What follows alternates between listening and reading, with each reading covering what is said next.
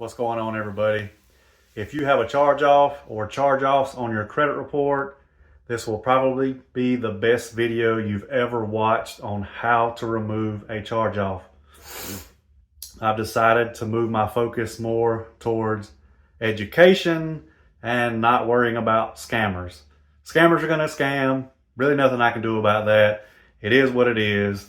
But yeah, your favorite YouTuber, your favorite credit repair guru, they're all lying to you. Because think about it like this. Why would they want to give you free information?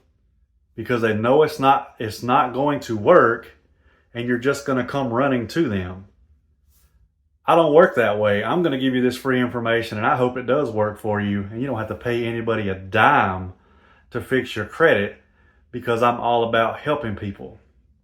So again, trust me when I say you're going to want to watch this whole video, and I'm going to show you how to remove a charge-off, and I'm also going to show you what's not going to work to remove a charge-off. Let's go look at the whiteboard. All right, now to the famous whiteboard. How to remove a charge-off from your credit report. Well, we're going to start out on the left side in black. What you shouldn't be doing. Number one, listening to everyone on YouTube. Again, I promise you, they're giving you this free information because they know it doesn't work, and they know at the end of the day you're going to come running to them and pay them for their services. Two, do a credit sweep. Don't claim that you are a victim of identity theft if you are not a victim of identity theft. Number three, use the balance to try and get it removed. That 100% don't work. I promise you. I hear so many YouTubers saying, oh, it can't have a balance, so they have to remove it. I promise you that's not true, no matter what anybody tells you. Number four, saying the account's not yours. You never want to say the account's not yours. Number five, and most importantly, giving up. Never give up. Credit repair takes time. It can take up to a year.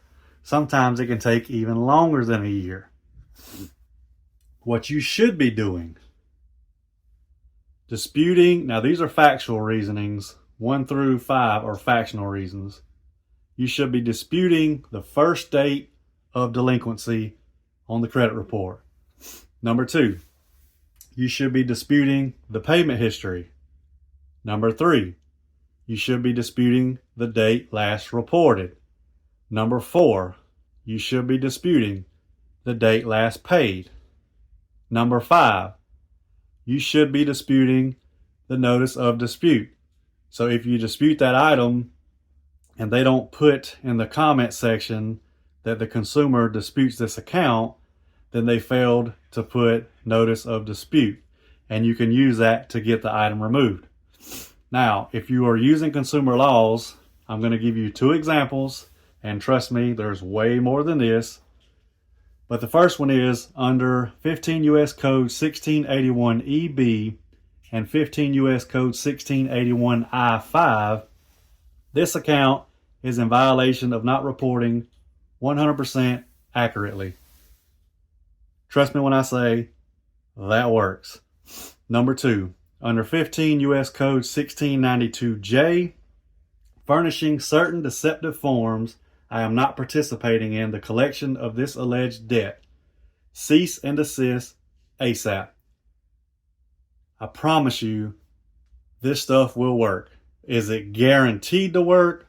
Of course not. We all know that. At least I hope we all know that. But stop listening to these people on YouTube. They want to give you false hope and tell you to do things that they 100% know is not going to work, or they just don't know what the heck they're doing. Y'all have any questions or concerns, leave them in the comments. Hope y'all have a great night.